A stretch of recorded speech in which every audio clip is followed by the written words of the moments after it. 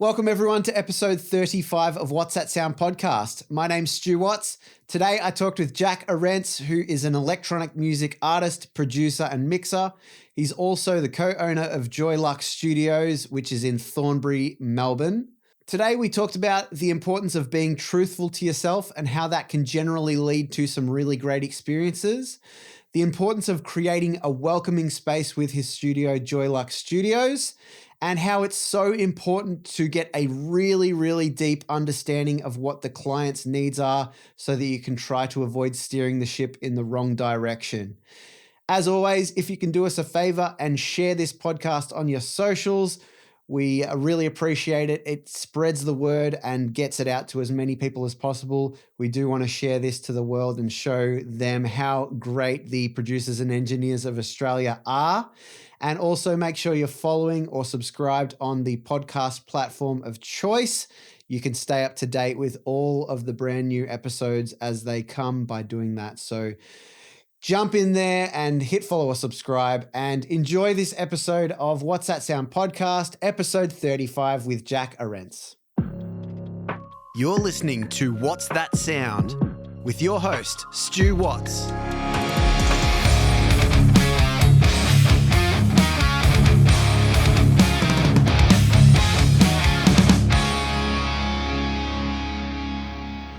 Welcome everyone to another episode of What's That Sound podcast. My name's Stu Watts and today I'm here with Jack Arentz. Welcome to the podcast, Jack.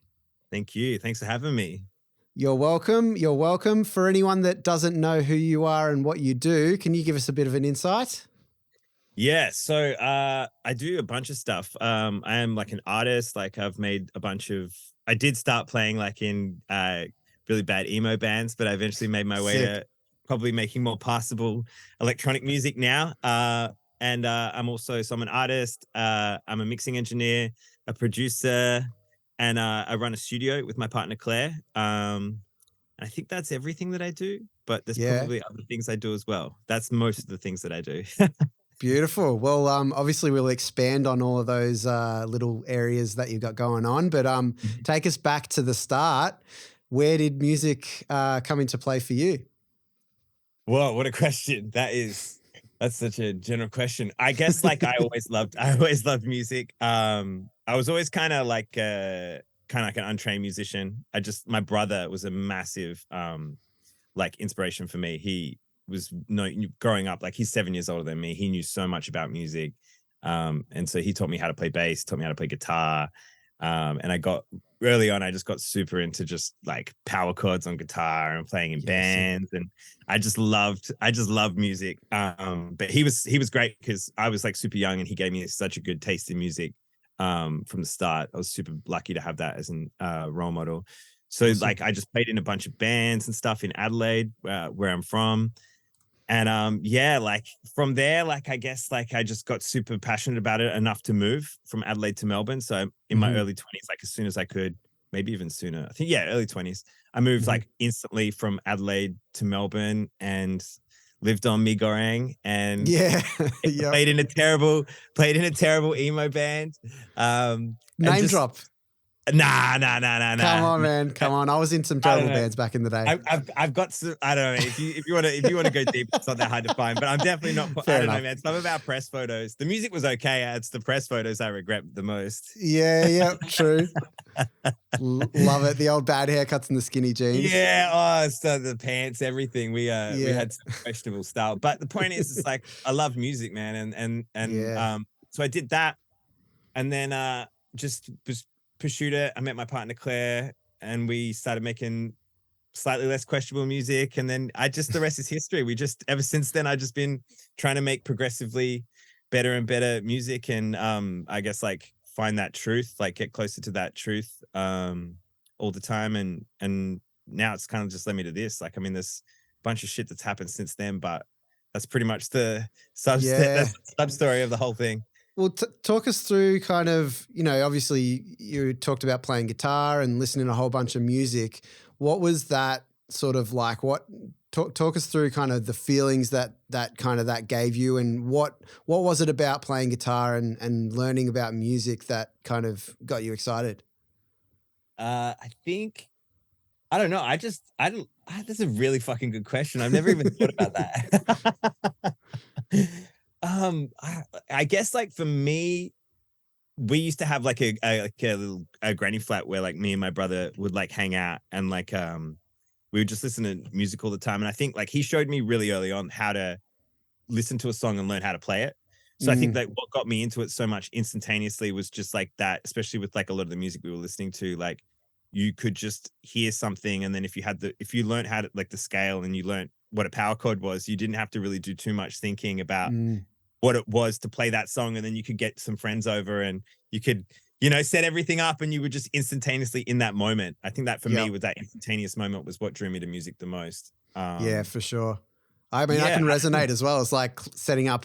I started on drums and I played a little bit of guitar in the early days, but it was drums for me. And yeah, my mate would just bring over like the tiny 30-watt power amp and just plug in and we'd jam all those punk rock songs. And it was so much fun. It was always about it was literally like learn the song as quick as possible and try and get it like done, I guess. And then it was just so much fun. Yeah. And I got I remember what got me into recording was we had this crappy like desktop computer and a crappy sound card. And for some reason, like I was just really obsessed with the idea of recording things because I'm also a bit of a nerd. Yeah. I think for me, I came into music at the right time because it was just when digital was starting to come into audio. And so for me, it was like this beautiful combination of like my nerd side with the computers and me like loving music and wanting to record. And that's when I kind of realized I always loved the way the album sounded as well. And so once I worked out someone's responsible, because I'd be like, why does this recording not sound like I love this song, but why does this recording not sound very good? And then this song sounds like absolutely incredible, but these two bands are just as good as each other. Like it didn't make any sense to me. Yes. And then I think like, at one point, like the penny dropped and I was like, oh, there's someone in between or like multiple people in between that make this sound like this or this sound like that. And then I got like a crack copy of like Cool Edit Pro on my family computer. And it was just, I was like, in my defense, I was 14 or whatever. But like it was funny putting flanger on everything. And that was when my love for music really got to another level because then I kind of realized, oh, this is what I want to do. Like I want to be an artist, but also I love producing and I love the computer, Yeah, for sure.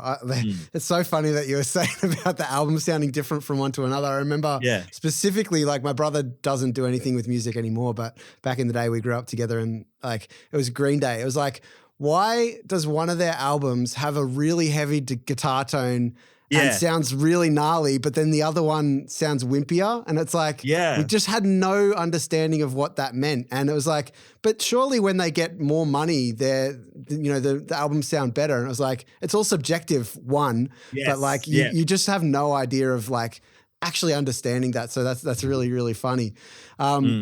Take us through, when you started to produce music and actually unpack that like world. How did you go about learning it? Was it all self-driven or did you have people teaching you or?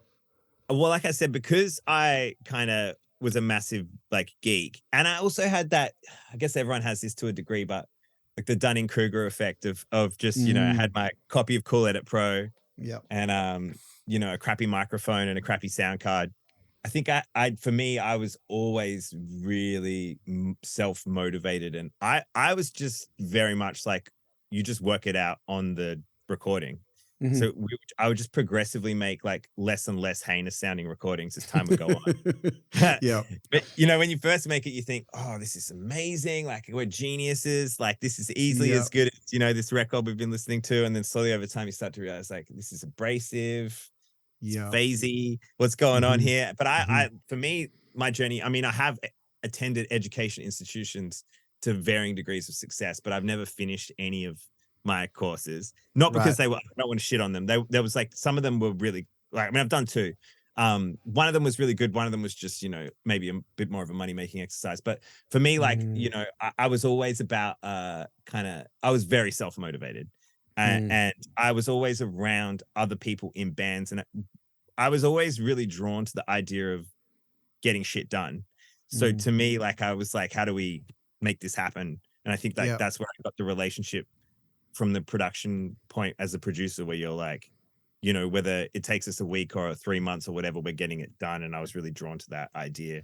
So that was kind of where like I really got my, you know, my ability to do what I do, which is just like be self-motivated. And even though you might make something that's not very high quality, it gets done and you just learn.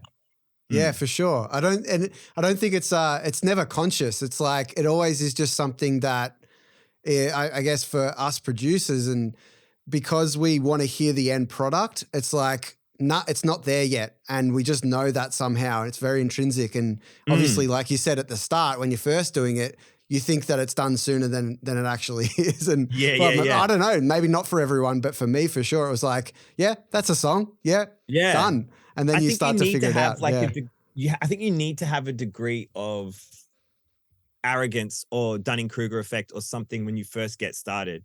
Because, I mean, now that I know what I know and I experience what I've experienced, if I knew all this, there was just like absolutely no way I ever would have gotten this far. Yeah. If that makes any sense. Like you would have given up to sooner because like I would this have is been shit. way out. Yeah. I would have been so devastated. And I think that it's a beautiful thing, you know, to have that moment where you make something, and in that moment you don't see any of the imperfections or anything. You kind of think you're the best.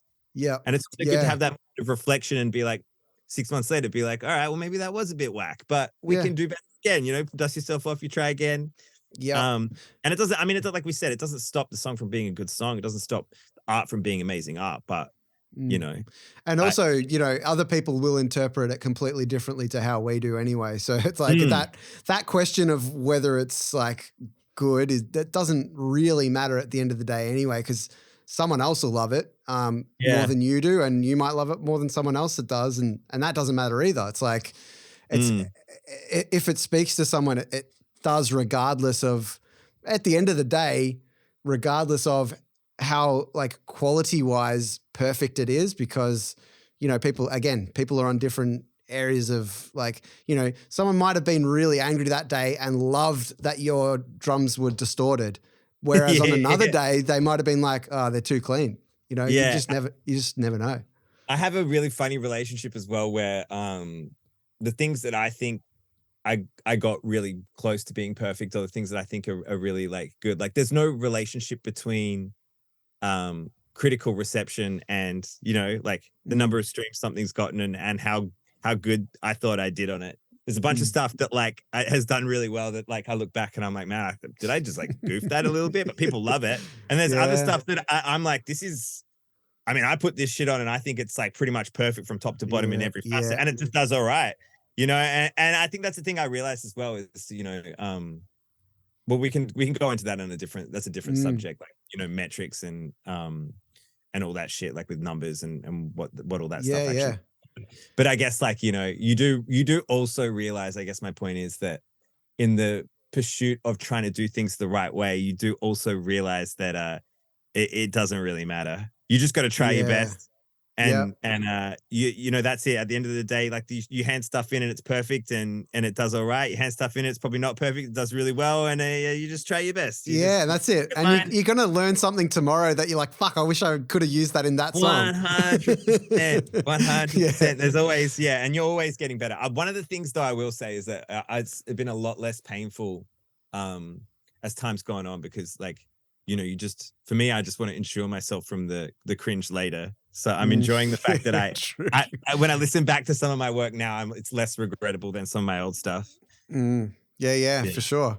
I mean, and well, we might be fast forwarding a bit, but, you know, I guess we didn't really unpack when you moved to Melbourne. Was there like a point where you were kind of like, this is what I do? I'm an engineer, producer, you name it. Was there that point, or kind of that's a really good story?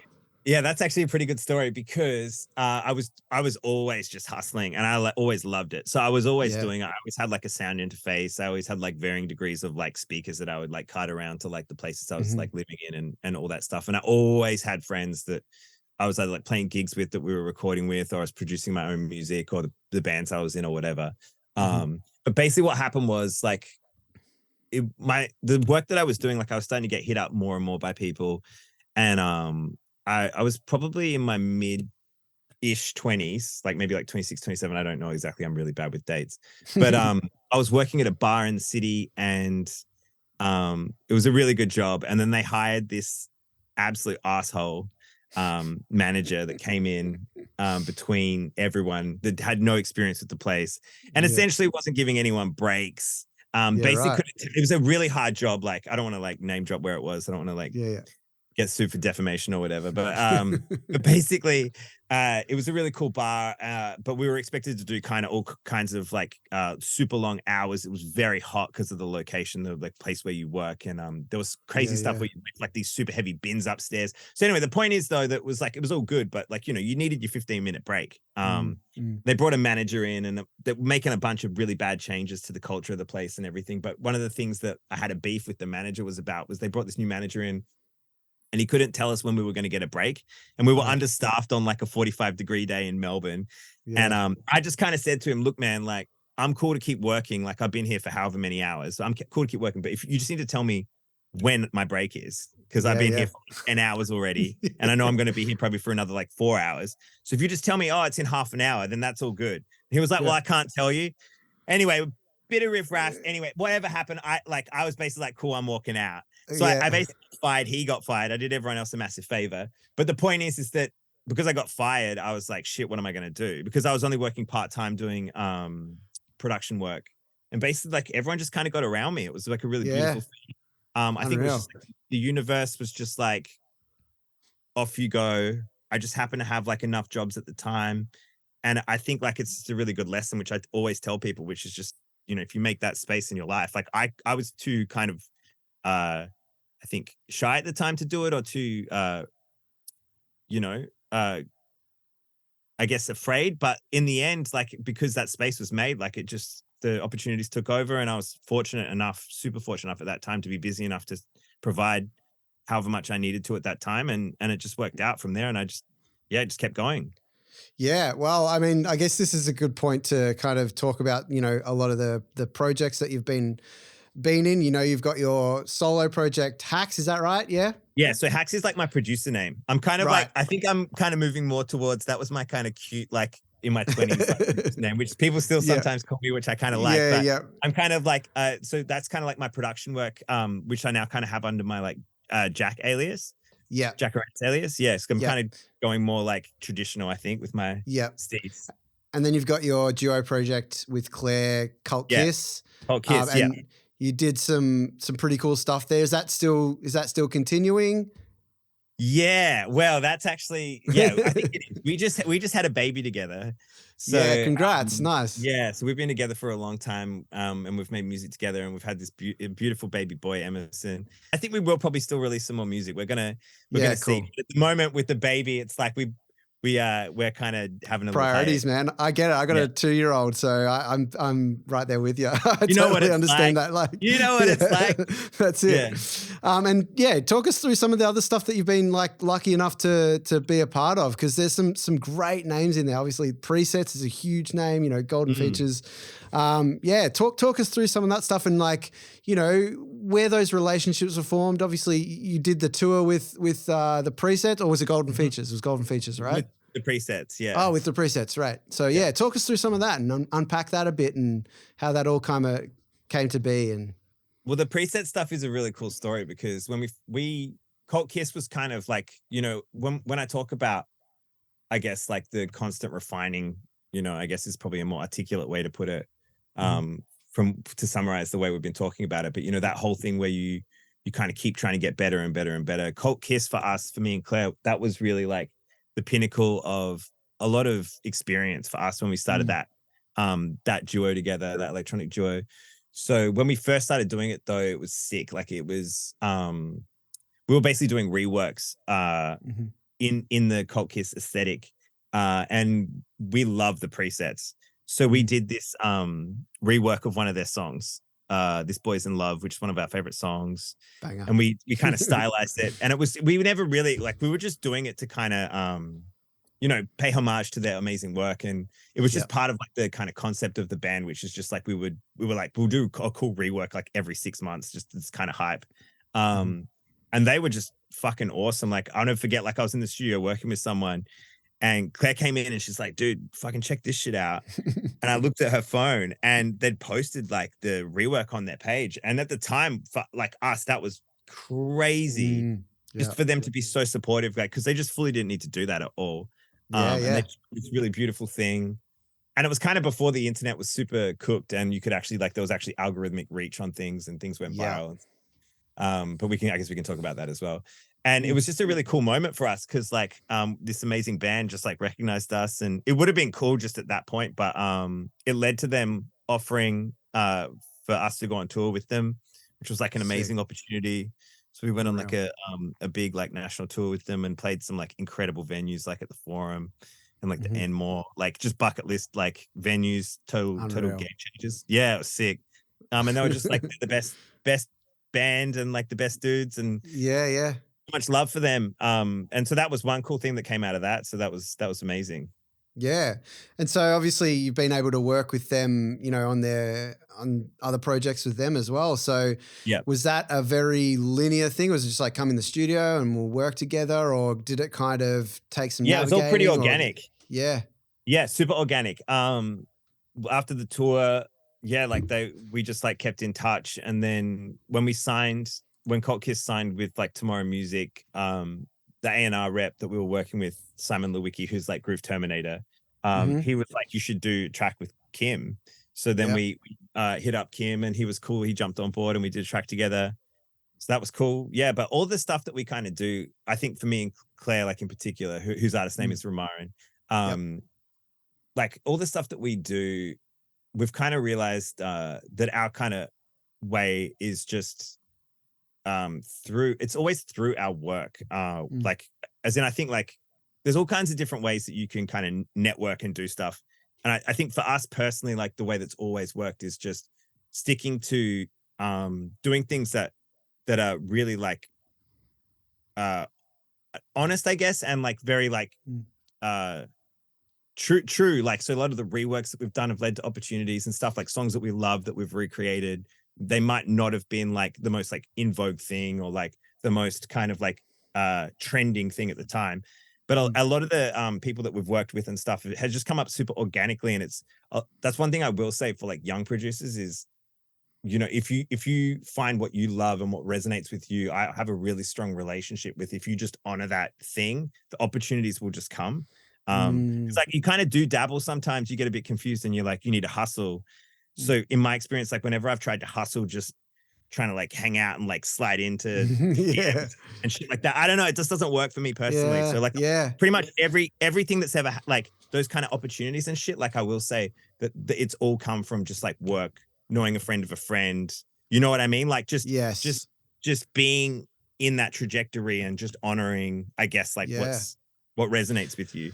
Well, I think one thing that, like, to tie on to that is like, you don't know what anyone else is like. You can only make assumptions on what other people are thinking, or like what their interests are, what their musical tastes are and stuff like that, based on, you know, listening to their music or whether they're a different type of artist or something. You can assume that they like this. Oh, I've got to make it so that it sounds like this so that they'll like it. But I think we can always tell when someone's done that. I don't know, intrinsically, we can kind of just feel like that doesn't feel right.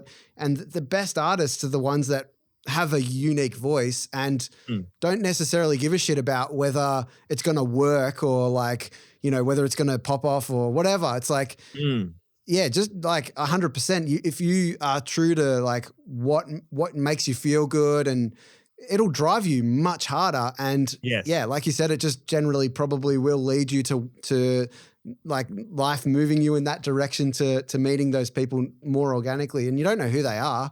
Like it's stupid to think like, oh, I'm definitely going to work with that person. It's like, I don't think that's ever worked for me. Like unless you just reach out to them. I think it does work for some people. And I think that like, I don't begrudge that at all. Like as in, I think like I've been through enough of my career and stuff. I think it's really important to learn what works for you. And I'm not saying that the other way is like disingenuous, because like there's just some people that are just really good at they are just really good at networking. They're really good at the social aspect or the the hype aspect or whatever. And I've learned just not to be jealous or begrudging of that. I think like as a artist or a creative or someone running a business, you've got to find the thing that works for you, the thing that resonates with you, the thing that you have power with. And I think as long as you do it in a way that's, well, I think that actually is like, it's like for those people, that's what they're good at, and that's what drives them, and everyone's different. So it's still true. It's still true that,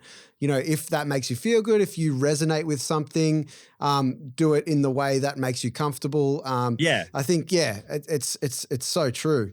We can now probably start to unpack, like, you do all these different things. You co-write, you write for your own music, you produce, you mix. Like, where's all your time spent? Is it pretty even across the board? Are you going off gut? Like, or is it, based on people that want to work with you and things like that? Go where the water goes. I go like you, it's in like, like one thing I will say about being in the music industry for a period of time is that I've had so many different eras of kind of income and hype and, clientele and all that stuff. And it's a combination of what my lifestyle is at the time. So for example, like obviously now that I have a child, that's changed some of my habits, not all of them, obviously, but also like you have to be, I think there's some people that are just incredible at what they do.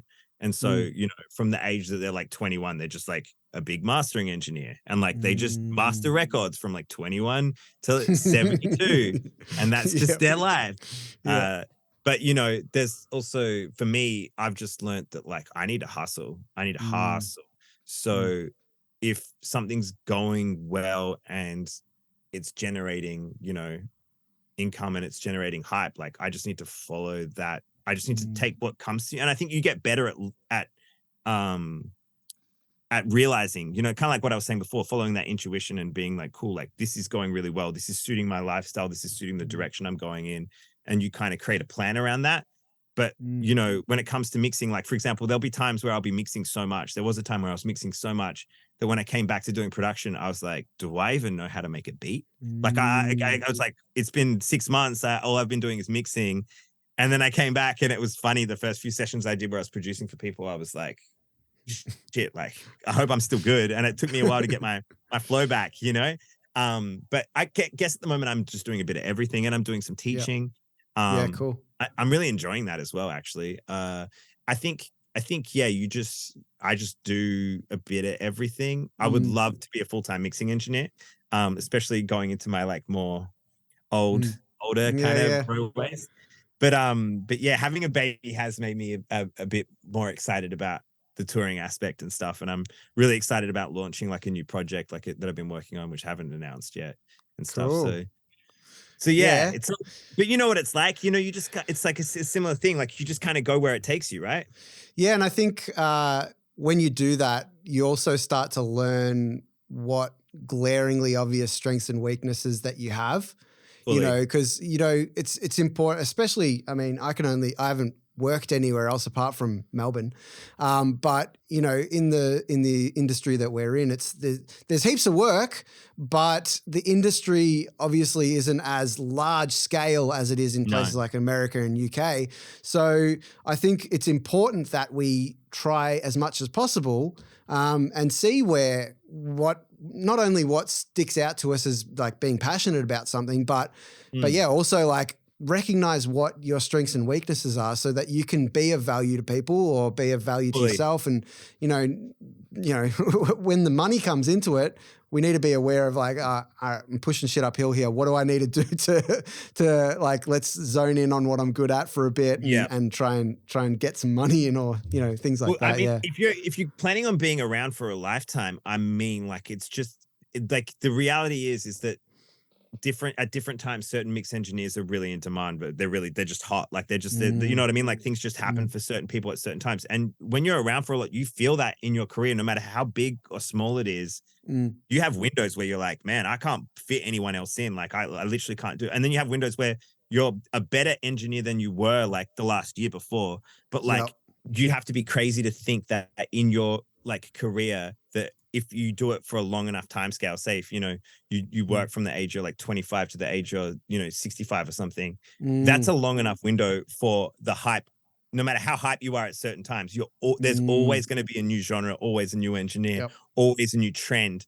And so you're going to have quiet times. And even like when I heard David Wrench, who's like an amazing mixing engineer who did like all the Caribou stuff and Jamie XX stuff, like before his most recent wave, I saw an interview with him where he was saying he was thinking about shutting the shop up, doing something different, and he's immensely talented. And now he's probably one of the most in-demand mixers in the UK and worldwide.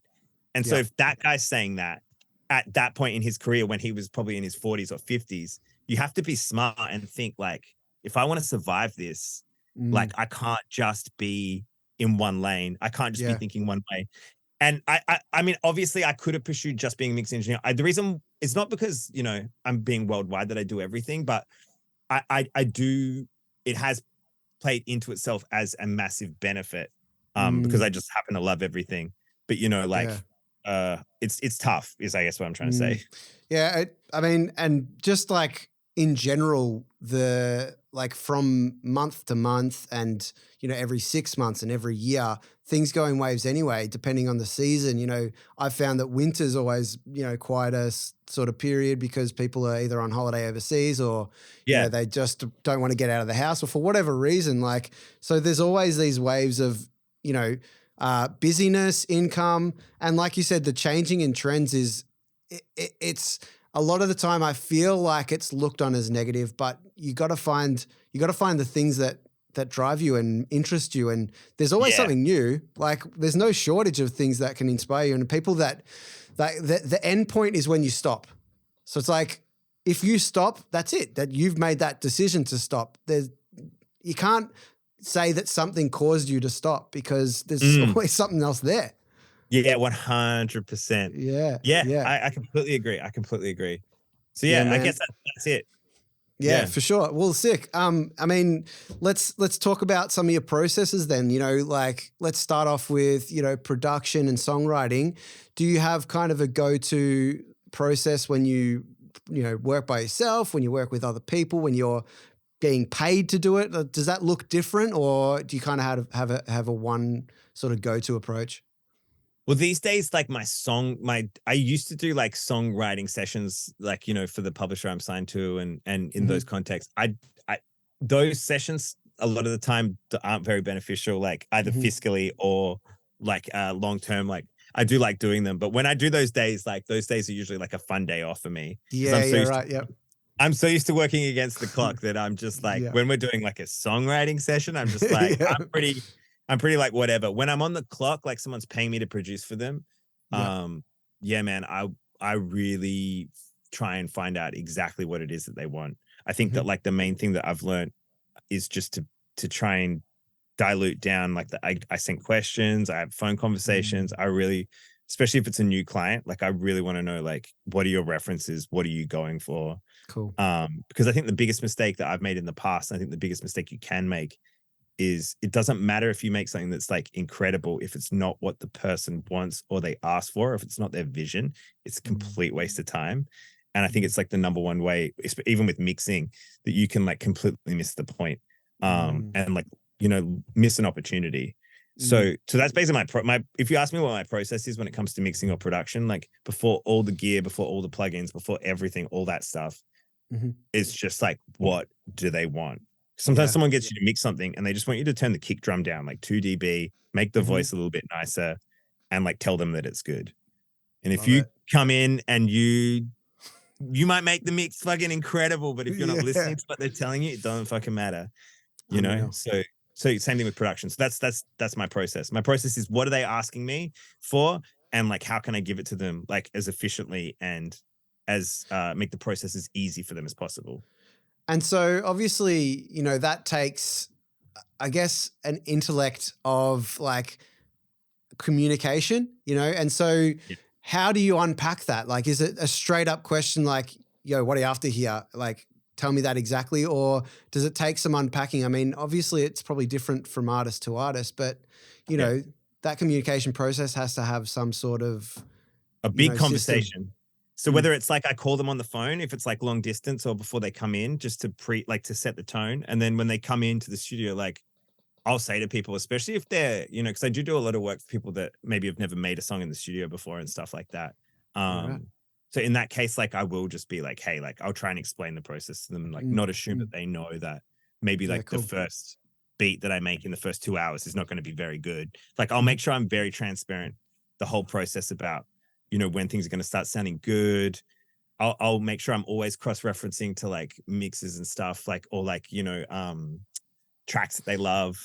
And I just try and like, I guess like just any way that I can, I try and reduce the amount of awkwardness or the amount of misunderstanding.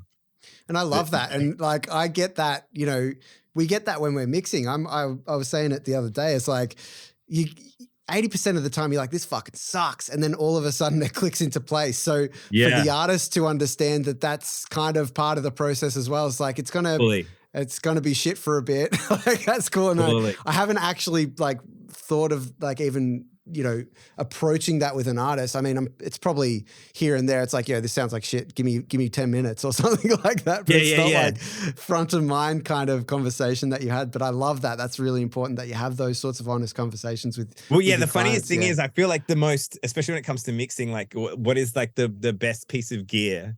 Well, outside of having pretty good speakers and like, a well-treated room, it's like having like a AB plugin. It's like listening to the rough mix and being like, do you love the rough mix? Yeah.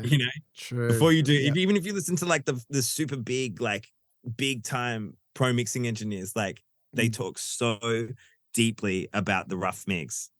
And I think one of the reasons why, for example, like a lot of those pro mixes are so safe and comfy on Pro Tools is because they get the production session from the artist and they change like 3 of the plugin settings. Like they keep the master bus like plugins on. They don't, if you watch a lot of those things, they don't change much of they'll maybe like tweak a few of the Q settings or, adjust a few things that are maybe wrong, but they understand intently what has the artist been listening to? What are they in love with?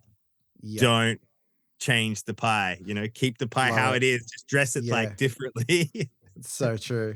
Hey, thanks so much for listening so far. There is plenty more to come, so don't go anywhere. I just wanted to let you know that this podcast is made completely independently by myself with no sponsors. So if you like what you hear and you would like to show your support, you can send a donation to the PayPal link, paypal.me/whatsthatsound. The link is also in the show notes. Thanks so much for your support, and let's get back to it. Yeah, man. So I want to unpack Joyluck Studios as well. Opening a studio, that's not a small deal. That's a big deal.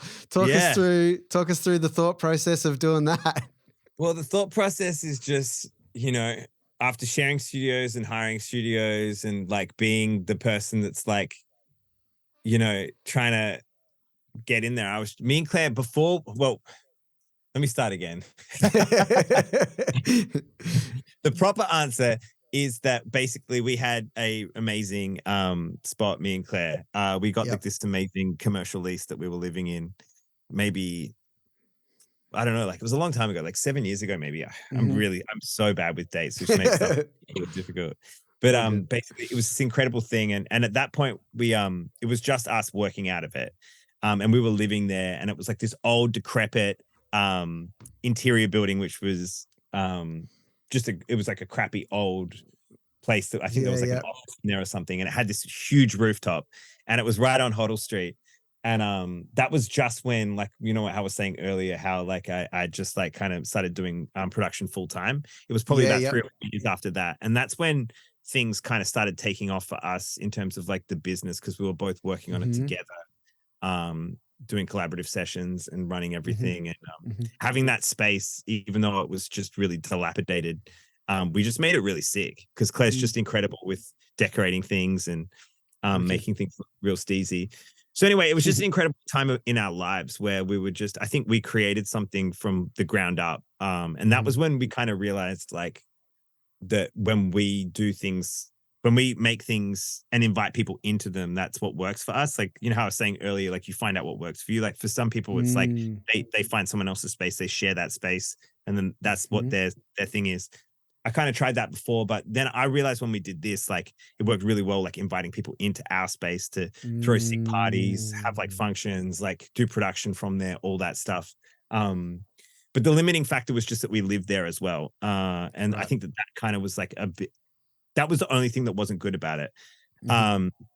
So basically we stayed as long as we could on our lease for that place. And basically like, unfortunately, like all spaces, like it just came to an end.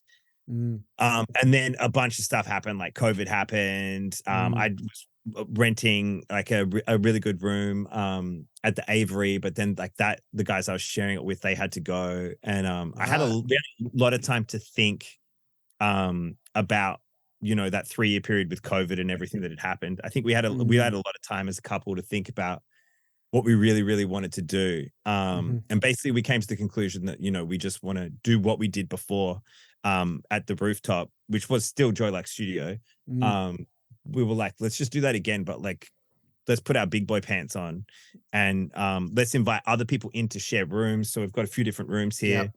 We were like, let's do what we did, but we'll do it knowing that like that was a stretch for us back then, but now we're like more experienced. We have more contacts. We're ready to work harder.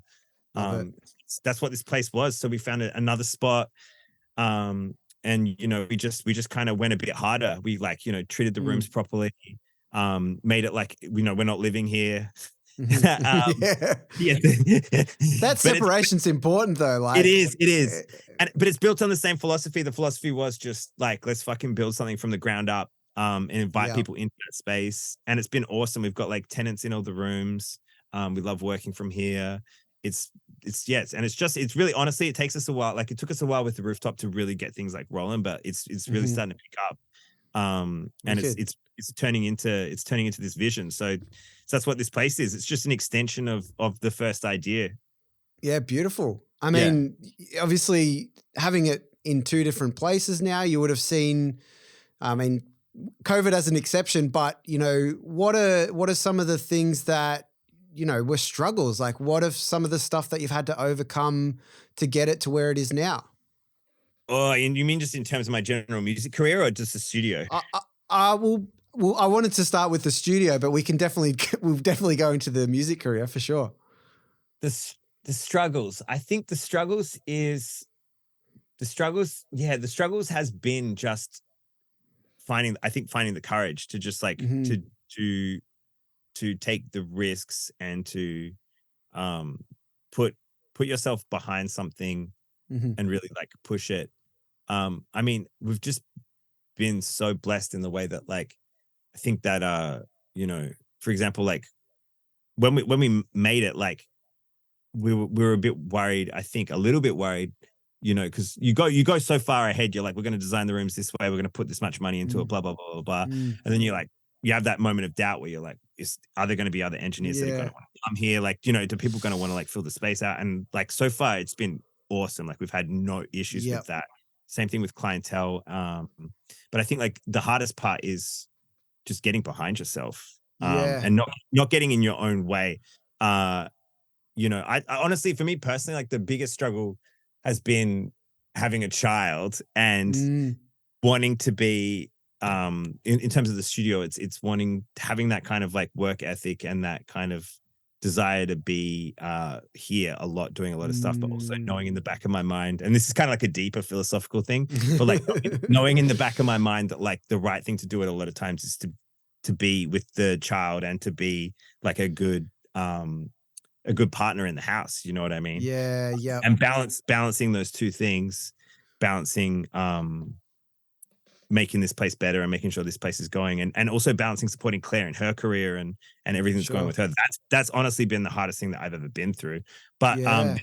this place, like, you know, it's I think we set the intention, and so far, like we've been super blessed in the way that people have understood the intention and they've really met Mm. us with it. Well, I So think obviously starting off with such a clear vision and intention, like you say, of knowing exactly what you want the place to be about, and having a foundation for that definitely would set you up further ahead as than so many businesses, because a lot of people kind of struggle their way through it. And that's why so many businesses fail right at the start. And, you know, having that clear intention and, you know, eventually obviously backing yourself into doing it and committing and all that sort of stuff, you know, starts you off on ahead of other people. And it's a simple idea. And I think that's another great thing as well is like in business, it's really hard to know what differentiates yourself and stuff. It's like, keep it simple and know the purpose and know the reason behind it. It's easier to communicate to people. And, you know, once people see it, they go, yep, I get it. Well, I think the thing is as well, is like, just to not to skim over it. I don't want anyone to think that like, you know, this has been easy because like, you know, there's been plenty of things in our career. It's like when I'm talking about me and Claire, like both of us together and individually that just like simply have not worked. Like we've spent lots of money and lots of time on certain projects, certain, you know, like a lot of different things in the music industry. And I think it goes back to what I was saying before, is just like find where like the water is, like find where things are going and go with that. And the whole concept of us like having a hub where people come and they like have events or they take photos or they rent rooms and like it's that cultural thing that has always worked for us. There's been plenty of things in our careers and stuff that just like have been, you know, not like terrible or anything, but you know, like they maybe haven't had the fiscal return or they haven't had the hype, or it's, you know, they've been a bit of a struggle. And I think that, you know, that's what I want to just like clarify is it's not just like that. This is simply just like the easiest thing ever. It's come from a lot of hard work and a lot of investment in other areas. And I think like, you know, it's a lot of the contacts that we've made from the other ventures and from the other things that we've done, maybe at the time, you know, put us in credit card debt or like put us into situations that were like less than favorable. But that now, you know, they're the people that want to like hire a room, or like the people that want to take photos or whatever, hitting you up for a mix or whatever. So it is, you know, it's all inclusive. This whole studio represents like our entire hustle and our entire like in this industry for like a very long time. Well, and I think people have listened enough to this podcast. They've heard me talk about that networking aspect of, you know, the people that you meet along the way, the people that you learn with together, whether they're photographers, videographers, whatever it might be, whether they're starting a studio, you just never know what that'll eventually lead to. And you have to cultivate those relationships and really take the time to just be good friends with people. And that is the stuff that pays off long term. And you might not be able to see it in the short term, but that a lot of time needs to be spent on that. And I think obviously the support that you and Claire have for each other, and you know, going through that together, and you know, it's not coincidence, but you know, you guys are partners. But you know, to have that really like support network that is so close, I think obviously has worked well in terms of business, you know. Definitely. And I mean, I was just thinking we've actually gone full circle on the thing that I was saying before, like you know, talking about what is success and about you know, it's beautiful because we have actually come around to that point in a really like actual meant to be way, where it's like, you know, you might put out a track, you know, and it might only get a couple thousand streams or something, and you might have put a lot of time into it or a lot of energy. And you might think to yourself, oh, like this compared to something else that I've done or something else that I've worked on, this isn't as successful. And you like look at this metric, whatever it is, whether it's, you know, there's so many different metrics you can look at, but let's just use that example.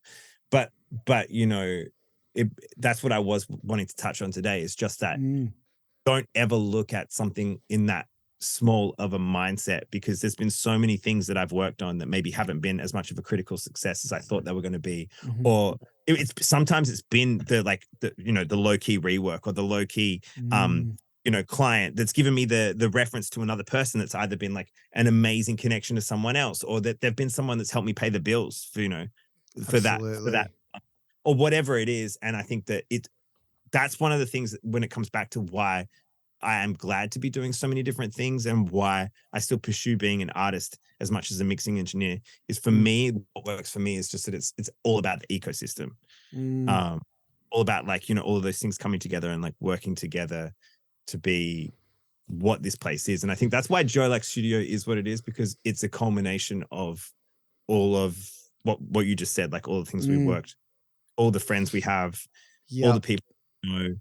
and just create. I think intrinsically as well, what I've realized is people want a place. Like we all do this because we want to kind of be part of a community. Like we see ourselves, like everyone kind of wants to feel included and like feel connected to something. And I think that it's really important to have a place where people can feel comfortable and they can come to like focus on like the thing that they love doing. And it's kind of like what I've started to realize more and more is like that's the value that you need to give to people, and like what and it's funny as well because like there's always going to be things that you can look back on and not realize what you had. You know, I've talked about this with like people here at Marshall Street, because this is a place that there's like 10 different rooms, and you know there's all different people from all different areas, and some are producers, some are rappers, some are bands, and this and that. And I wish I had that back in the day so much that my old band back in like 2012 or 2013, we rented out a what was it called? A fucking, what are they called? The places where you store storage unit. We hired a fucking storage unit, and we hired it for 1 month. We set it up with all these like mattresses and shit and tried to soundproof it. And it was terrible because it was the month that we went on tour. It was like one of the first tours that we went on. So we were hardly there. And it was just so stupid. But it was so cool at the same time because we got to have this place to ourselves that we could use it whenever we wanted. That the place just let us go in at any time of the night. We were there at 2 a.m. sometimes. And that's what this place is now. But it's a much better version of that, of course, because it's, you know, focused on that community and this and that. But my point is, you don't know at the time what you have. So you're right in the sense of, yeah, that song might not have done well, or that mix sucked or something like that, but it all leads up to what's going to happen in the future. It's all those little learning things. It's all those learning opportunities, the people that you meet, all that sort of stuff. It's so true. Don't you think that there's something, for me personally, like I think that's like speaks to my journey as well. Like what you're saying is like, there's something healing in creating something that you didn't have. So I completely agree with you. Like when you said that now that you didn't have that space, like, well, you did briefly. It was like a terrible decision because of the context that you did it in. But back and you were like, you know what would be fucking sick is having like a big, where all of these artists can do this thing that I could never do. Well, I wish I could say that I didn't build this studio. I'm just a part of it. So, but shout out to Marshall who had that vision. But the point is that, you know what I mean? Like absolutely. You become part of that thing where it's like, and that's what I go through, where it's like, dude, fucking, I want to be because I've had a lot of fucked mixing engineer experiences, and it's like, you know, you want to be that, you want to give the person that experience that you didn't have. Like when the engineer like fucking rude to you or like didn't give you the mix that you wanted. It's like kind of live to kind of like fix those kind of. I find myself reflecting on those moments quite a lot. Not necessarily, sometimes two people. It's like, hey, remember there was this mixer at Live Mixer and he was a piece of shit, blah, blah, blah, blah, blah. They're funny things to talk about, but like you said, you reflect on them and you try to improve on that within yourself and know, I don't want to give that experience to someone else. And that's so important. The experience part of things is so important. Well, that's kind of like the healing part of it, I guess, because like one thing we can talk about is that, I don't know about you, but for me, like there is also so much like PTSD and like fucking pain in like this industry, you know, whether it's, you know, the gig that you play that just like simply just does not go well, that, you know, maybe the person that was coming was like really important to see you play, or, you know, the client that like you just, for whatever reason, you just couldn't give them what they needed, or whatever it is. Like, you know, there is so much. And I think that's kind of like the healing part though, is like kind of just every day, just trying to be better and trying to, you know, if there's someone else coming up, like giving them the advice to be like, hey, maybe don't let your drummer drink like that many beers before the show. Maybe don't, maybe practice with your new laptop before you get to the gig so you don't have a bad time, you know, and 100%. Trying to maybe pass on some of that advice and creating an environment so people don't have to, I mean, everyone's going to go through something, but at least giving them a softer edge to hit their head on. And I think everyone does it different ways. Like, you know, the way that I approach communicating with a client before a session might be disgusting to someone else, but it's the idea of I'm caring about that what happens in the future with that client or with that person, or could even just be a conversation or something. You know, we all do it differently, but if you truly give a shit and like value the people that you talk with, that you might meet once, it will pay off in the future for sure. 100%. Yeah, that's the thing. Like I'm trying to be better at getting on the phone and just calling. Yeah. Because I think that, like, especially with the new generation of kids, and also with like as things have gone with COVID and just all the shit people have been through and stuff, like I feel like, you know, it's like it's so underrated, that human connection, like just calling someone up and being like, hey man, like how are you going? Like what's going on?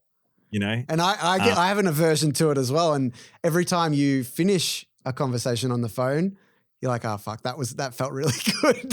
39 emails. And like, I mean, honestly, like when people, especially when people come into mix or whatever it is, it's like if you know the context of how they're feeling, or like what, like they can explain to you like the weekend that they've had, or like what music they've been listening to, like all that stuff. It's so contextualized into what they're trying to tell you, or like what you need to do to help them, whether it's like from a teaching perspective or from a, you know, mixing, production, whatever it is, whatever context it is you're working with them. Like it gives you such an insight into like how you can actually answer their question or like help them. For sure. Yeah. Yeah, it's so true. And it adds to the comfort level, which is really important. Like, you know, you were saying you created the studios, you know, you and Claire had a vision for how you wanted to look, all that sort of stuff. That's all building comfort for the client, but the conversation and just having a chat and hanging out builds that rapport and builds that comfort to the point where when they step behind the microphone and start recording, which is a really vulnerable thing to do. And like you said, for people that haven't done it before, haven't recorded in the studio, it's an alien thing to do. But by having those conversations and just breaking down those barriers, that instead some people might go, all right, jump in the booth, let's hit record.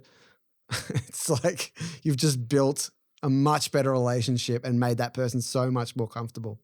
100%. And you're going to give them, like, you know, if the engineer they had before was the one that you had that made you feel uncomfortable and you couldn't even sing on the microphone, like you're going to reverse that cycle of fuck shit happening in the music industry, where instead the first time recording on the microphone is going to be like this really amazing, positive, enriching, exciting experience. They're not going to be someone that just gave up music because they went to the studio and the guy that recorded them was a dick. You know what I mean? Or the person. Absolutely. Dick. You know what I mean? Like, you know? So true, man. I love it. I love this. I love it when the podcasts go this way and we start unpacking all this sort of stuff, because, you know, I have these questions of like, oh, what's your favorite gear and this and that. But I think for me, this is much more valuable. And I think, you know, it's the real world experience that actually matters. You know, you can use whatever gear and plugins and stuff that we like to get nerdy about, but just go and look on YouTube for that sort of shit. I think these sorts of conversations. I'm like an interesting one when it comes to like gear. So like if you want to get a little bit nerdy, go for it. Yeah, let's go.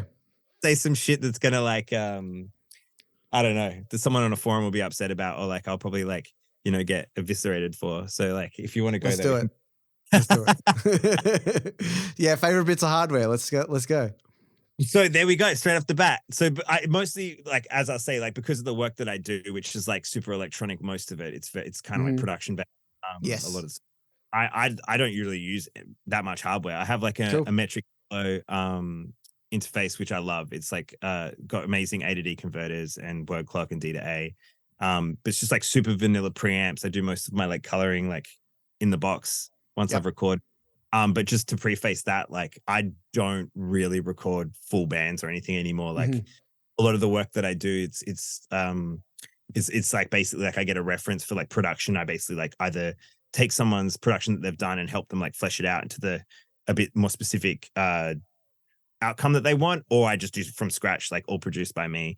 And then I'll just do vocal recording. So I don't really need like heaps of hardware or anything. Yep. Yeah, but I said before, I'm a massive dork, so I'm like super software related. That's kind of where. Cool. Yeah. What are you running? What software are you running? So I use Logic. And yeah, at the moment I've just been running it off like a MacBook Air, like one of the new ones, which has like been pretty good, which I like impulse bought when we had TV, because I was like, I was like, I'm never going to get to the studio, so I need to. It was for the laptop. Yeah, And nice. just like for the longest time, I was operating just like off a Hackintosh, which is like, if anyone knows, it's just like a cheap way to make like it used to be the best way to make like a $10,000 Mac Pro for like $4,500, but you don't need to do that. So I've got that as well. Yeah, nice. And talk us through, favorite plugins and software synths and stuff like that. Yeah, well, Is this where you get divisive, or what's? Come on, I want to hear it. Yeah, well, one of the things that I've just kind of been going through recently, and I do go through like phases, but like when it comes to, for example, like vocal mixing, I've just been, there's a really sick in the box plugin by TDR. I think it's called Slick Mastering EQ. And I've just honestly, when I've been mixing vocals recently, just been using like a shelf, just a tilt shelf to like balance the balance between the low mids and the high frequencies. I've just been with that, using the low cut, the high cut, a little bit of saturation, and obviously notching any like unpleasant frequencies. But like I've just been keeping it real cool. For stuff like I used to use like hundreds of plugins, and now I'm just trying to refine things down to like the simplest amount of processes that I can. Well, and I think listening to the music that you've made, the word that came to mind was gentle. And even when you've got like really heavy, like, four to the floor, distorted synths and stuff like that, there's still a gentleness to the music, and, vocally, melodically driven, so that makes sense that, you're trying to keep it as simple as possible. Yeah. Yeah, I mean, like for me, like my process is like I have like a bunch of like plugins that I love using and stuff. But the more I think as well for me, when I got into like the more that I get my speakers dialed in and like my room dialed in and stuff, I'm just realizing like you just need less and less stuff. It's just I think my biggest regrets of the past is just like over processing things and and just like maybe taking things too far. But I am getting a bit older, because when there was a period in my career where I was just like trying to like make everything fucking like bangs hard. Slam, yeah. I was just always, I think it was like an ego thing. Like I was always just trying to like make everything sound fucking amazing and like just push things heaps. And now I'm kind of like a bit into the whole effortless thing. I'm going through a phase of trying to make things sound like effortless, and maybe that's where you're getting the chill vibes from, because I'm trying to like just indulge those pockets of air. You still want it to be like pretty loud and bang pretty hard, but I love, at the moment I'm just really getting into that tasteful, really like fluffy energy. Absolutely. And I mean, to be able to do that effectively is actually really difficult, because the tendency is to keep adding more and keep trying to make everything sound, even if it is crystal clear and pristine, you start to realize as time goes on that actually less is way more. And that can be really difficult. Yeah, it's crazy, because like, especially if I look, and that's one of the things of looking back on stuff that I've done in the past, is like I think if we're talking like purely sonics, like I think the things that I've succeeded the most on is maybe the stuff where I was like really honoring like the source, like when you first hear like a really fat bass synth or a really amazing kick drum or something, just like honoring that and working out like how you can retain what's good about it and fit everything in together. But other thing as well is like so much of it is like the phase relationships of the things that exist. If we're talking really mixing, like of the things that exist within the mix, and how things can sound contextually as well. Absolutely. Yeah, that's another rabbit hole of yeah, it's so true. I was just literally having this conversation with some dudes, and I ended up sitting in here showing them for 10 minutes, not 10 minutes, an hour, about how like changing the pitch of a kick drum can dramatically change a mix. So yeah, we probably won't go down that rabbit hole right now.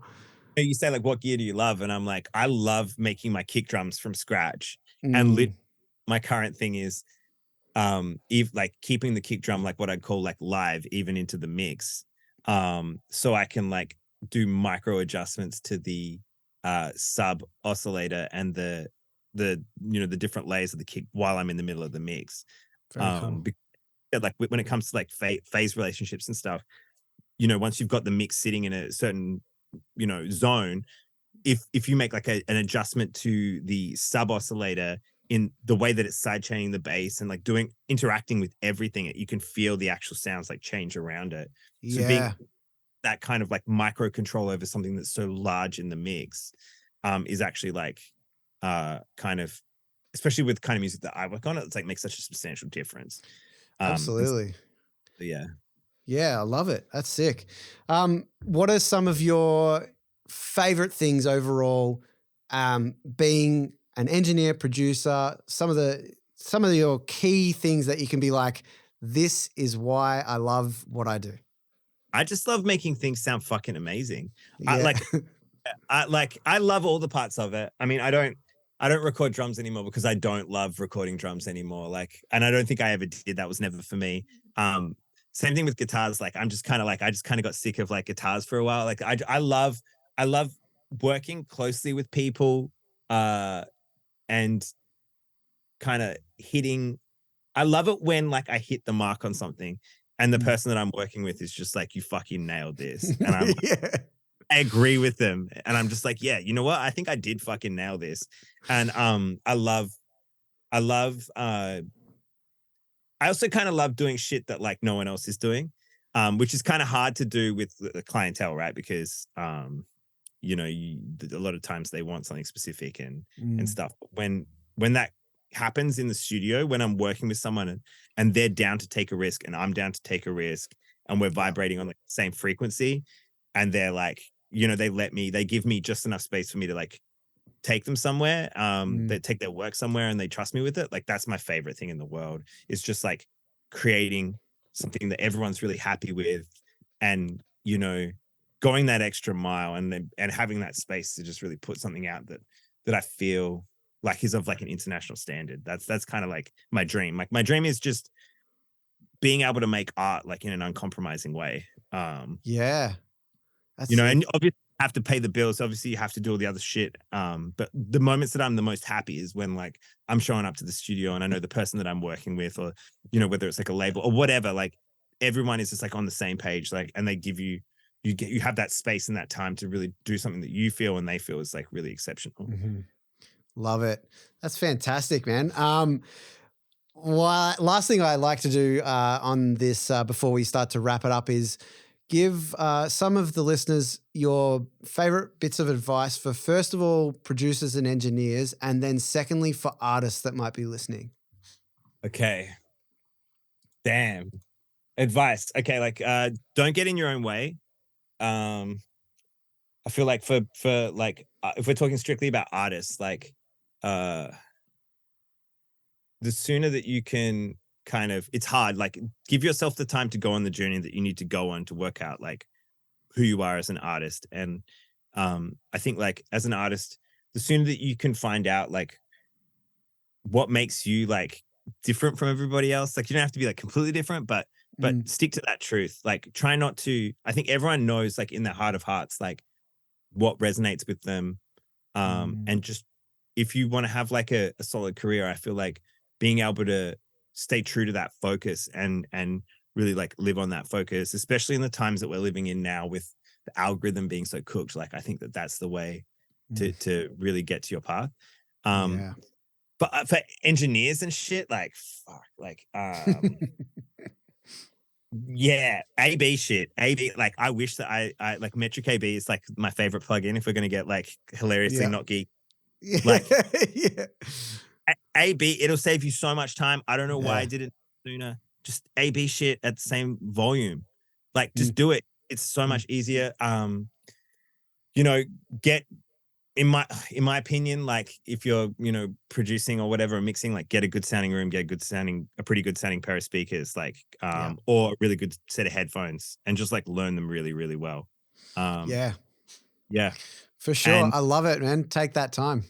main piece of advice, which I've already said, is just like, as an engineer of any kind or a producer of any kind, listen to the artist, like listen to like whether you're working with a label, whoever it is, work out who it is that is like the arbiter of taste, or whoever it is that is the person making the decisions. And if you really want to Mhm. have like success, like find out exactly what it is they're after, and don't always take it word for word. They might tell you that they want it to be warmer. They don't know what the fuck they're talking about. Get them to send you a reference, because it might be the coldest motherfucking reference you've ever heard, and you might be like, this shit is not warm. I don't know what the fuck you're talking about. Find out what they're actually saying, because even if they write it in an email, it doesn't make any fucking sense probably. No one That's ever so actually knows funny. how to describe shit. I've had so many hilarious like moments where we've finally worked out what it was about, the production of the mix, something that's bothering someone, and it's not what I thought they were saying to me. I don't know whether it was me or them. It could have been both. But yeah, work out what the person's actually saying and then just do that, and it'll save you so much time.